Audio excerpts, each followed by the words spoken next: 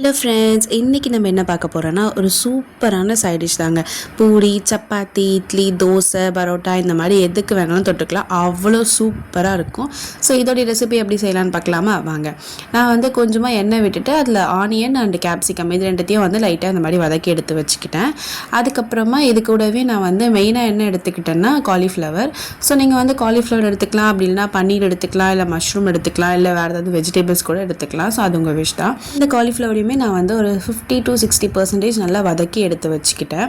So இந்த மாதிரி ஏன் பண்ணுறேன்னா, இது ரொம்பவே டேஸ்ட்டாக இருக்குது. கிரேவி பண்ணதுக்கப்புறமா இந்த வெஜிடபிள்ஸ்லாம் நம்ம சேர்த்தோம்னா அவ்வளோ சூப்பராக இருக்குது. கண்டிப்பாக இது ஒரு மஸ்ட்டு ட்ரை. இந்த மாதிரி ட்ரை பண்ணி பாருங்கள். எப்போவுமே நம்ம வந்து எல்லாத்தையும் அட் அ டைமில் ஆட் பண்ணி எல்லாம் மிக்ஸ் பண்ணி நம்ம பண்ணுவோம். அதுக்கு பதிலாக இந்த மாதிரி ட்ரை பண்ணி பாருங்கள். சூப்பராக இருக்குது. இப்போ அதே ஆயிலில் கொஞ்சமாக நான் வந்து வெங்காயம் குட்டி குட்டியாக கட் பண்ணி எடுத்து வச்சுருந்தேன். அதை சேர்த்துக்கலாம். இப்போ வந்து 1 டேபிள் ஸ்பூன் அளவுக்கு இஞ்சி பூண்டு பேஸ்ட் போட்டு நல்லா மிக்ஸ் பண்ணி விட்டுடலாம். இந்த டைமில் நம்ம மசாலாஸ் ஆட் பண்ணிக்கலாம்.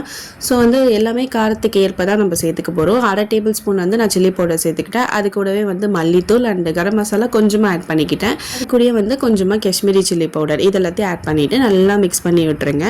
இது வந்து லைட்டாக கொதிக்கணும். அப்போ தான் வந்து அந்த மசாலாஸ்லாம் வந்து கரெக்டாக இதில் ஃப்ளேவர் வரும். இது நல்லா மிக்ஸ் பண்ணி விட்டுட்டு இப்போ நான் வந்து ஒரு பேஸ்ட் ரெடி பண்ணிக்க போகிறேன். அதுக்கு நான் வந்து ஒரு 4 டொமேட்டோஸ் எடுத்திருக்கேன். நல்லா ஃப்ரெஷ்ஷான டொமேட்டோஸாக எடுத்து இதை வந்து நம்ம தண்ணி விடாமல் அரைச்சி எடுத்துக்கலாம். கொஞ்சமாக மஞ்சத்தூள் ஆட் பண்ணிவிட்டு அதையும் நல்லா மிக்ஸ் பண்ணிவிட்டு இந்த டைமில் நம்ம வந்து கொஞ்சமாக கடலை மாவு சேர்த்துக்கலாம். ஒரு 1/2 டேபிள் ஸ்பூன் இல்லைனா 1 டேபிள் ஸ்பூன் அந்த மாதிரி கடலை மாவு சேர்த்துக்கலாம். இது வந்து நல்ல டெக்ஸ்சர் கொடுக்கும். அதுவும் இல்லாமல் அந்த கிரேவி வந்து கரெக்டான கன்சிஸ்டன்சியில் இருக்கும்.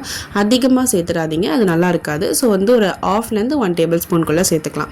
இப்போ நான் வந்து ஆல்ரெடி அந்த டொமேட்டோஸ் வந்து அரைச்சி வச்சுருந்தேன்ல, ஸோ அந்த பேஸ்ட்டை இதில் ஊற்றிட்டு இதை நல்லா மிக்ஸ் பண்ணி விட்டுடலாம். இது ஒரு 2 மினிட்ஸ்க்கு நல்லா கொதிக்கணும். அப்போ தான் இது கரெக்டான கன்சிஸ்டன்சிக்கு வரும். அதே மாதிரி அந்த டொமேட்டோவோடைய ரா ஸ்மெல் வந்து கொஞ்சம் கொஞ்சமாக குறையும்.